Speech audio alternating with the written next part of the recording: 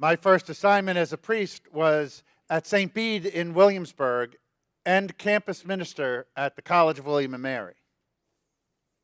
St. Bede is one of the largest parishes in the diocese. There were about 4,000 households at the time, and the campus ministry was a robust one. There were about 6,000 students. Every Sunday there were 11 masses. Every day of the week there were 3. That's just the weekday masses. And that's not counting weddings and funerals. And Williamsburg being a big destination for retiring, there were always a ton of funerals. And because of the campus and the location, people came there for weddings all the time.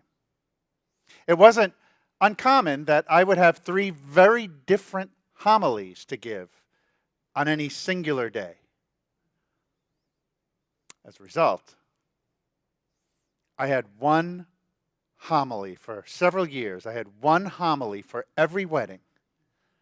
Just change the names. And that same homily I would use for every funeral. Just change the names. It may seem odd because when you think about it, they don't seem to have all that much in common. A wedding is very joyful, and a funeral is a very sorrowful moment. But the truth is they're more alike than you think at first glance. They're both about change, permanence, and the homily at both is an exhortation to live faithfully according to a promise. For married couples, of course, it is the exhortation to live faithfully according to the promises that you made to one another. And in a funeral, we're not preaching to the deceased. We're preaching to the survivors, to the mourners. And we're saying exactly the same thing to them. Live faithfully according to the promise that God has made you.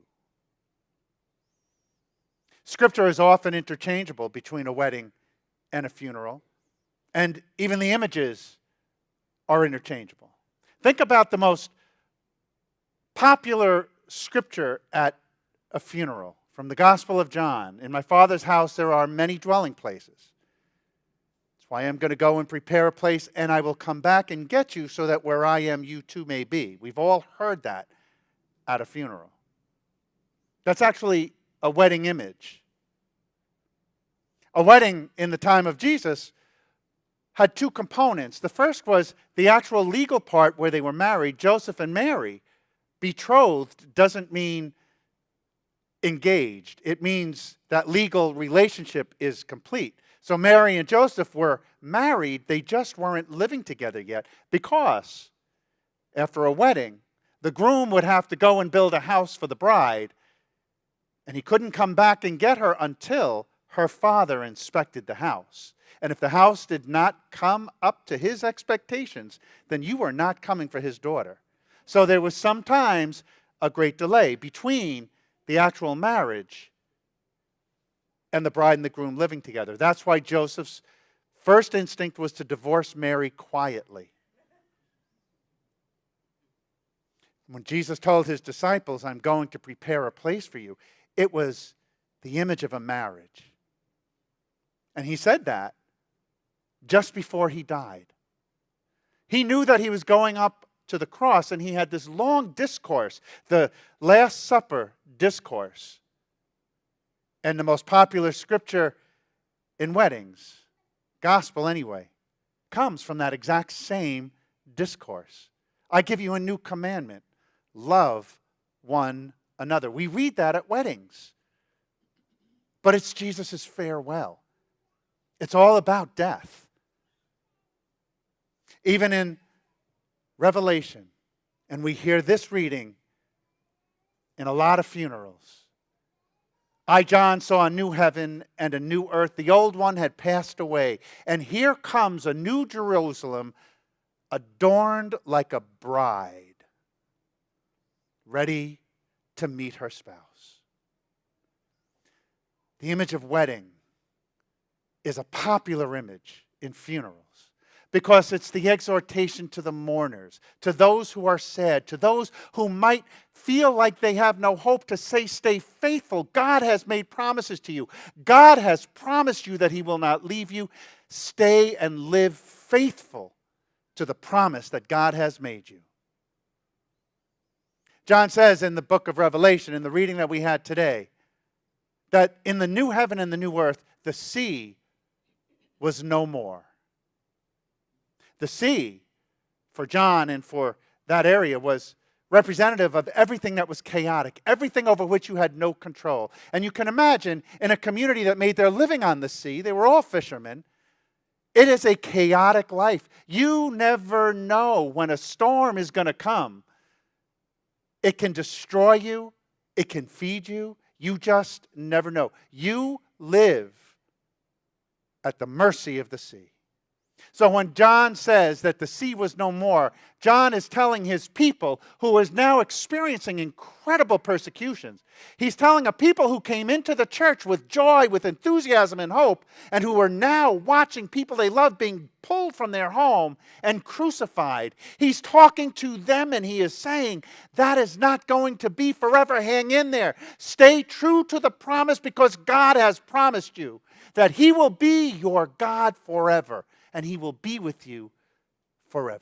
It is a promise that God will dry the tears away from your eyes for as long as they fall. As long as there is a sea, there will be chaos. And as long as there is chaos, God will be there to create order. It's a new creation. We remember at the original creation, there was just the waters teeming until God separated it. The chaos until God created order. The darkness until God created light. God brings light out of darkness. God brings order out of chaos. But the promise is that that chaos will not always be here. And so we live according to that promise. Because there are still so many things that create chaos in our lives over which we have absolutely no control. And the promise is that God does. God has control. And God can bring control out of and order out of all of the chaos in this world. We cannot control people who hate us, but God promises us He can create order, and we stand hopeful and faithful according to that promise. There is chaos of death in our life. We cannot control who is going to live and who is going to die, but God's promise is that death will not reign supreme, and so we can stand faithful according to His promise. There will always be injustice in the world and people of power who think that they can get away with injustice. And we have no control over that. But God's promise is that He will bring justice. He will bring right. He will make all things new again. And so we can stand and live faithful according to His promise. We don't have to go out and try and manage this chaos. We can't. It's bigger than us. It's stronger than us.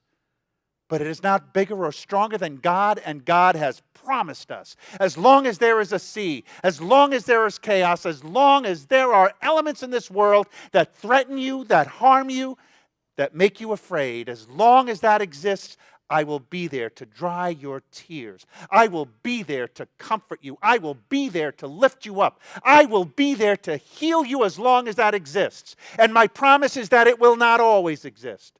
There will come a time when creation is new again, and the sea will be no more. All that chaos will be gone. All the hate will be gone. All the violence will be gone. All the injustice will be gone. John is writing to a community to give them encouragement. It is an exhortation to them to live faithfully according to that promise. It is the promise of God, and our God is faithful to His word. Our God has made us a promise. And it is according to that promise that we live. It is according to that promise that we are able to live that new commandment to love one another. Love those who hate you. Love those who harm you. Love those who don't love you back. Love those. And that is how we will be known as disciples. We can do that because God has promised us that He will always be with us. We can do that because God has promised us that He will always make right what we make wrong. We can do that because God has promised us that no matter how chaotic a moment may be, God will bring order back into our lives. And so whatever chaos is threatening us today, we can stand courageous. We can stand boldly. We can stand faithfully because of the promise that God has made. He is a faithful God. Live faithfully according to His promise.